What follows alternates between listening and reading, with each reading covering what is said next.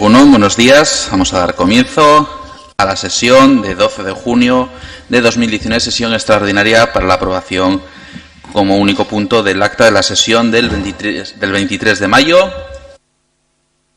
¿Algo que decir al respecto? Pues si no hay nada que decir, entiendo que se aprueba por asentimiento. Y antes de levantar la sesión, bueno, recordar el sábado a las 12 del mediodía será la sesión de investidura y toma de posesión de los concejales y de alcaldía. Por otra parte, a los concejales salientes deben hacer entrega de las llaves tanto del despacho como del buzón.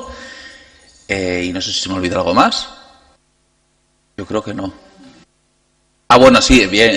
La declaración de bienes de los concejales y concejalas salientes tienen que hacerla también antes del sábado.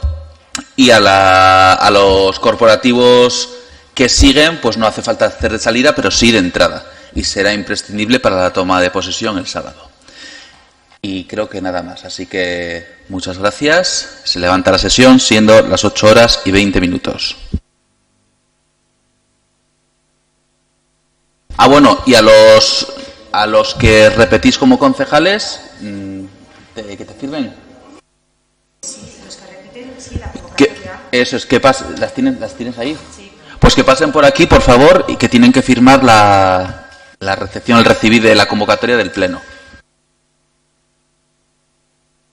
Y los miembros de la Junta de Gobierno que se queden sentados porque hacemos ahora de seguido la Junta de Gobierno.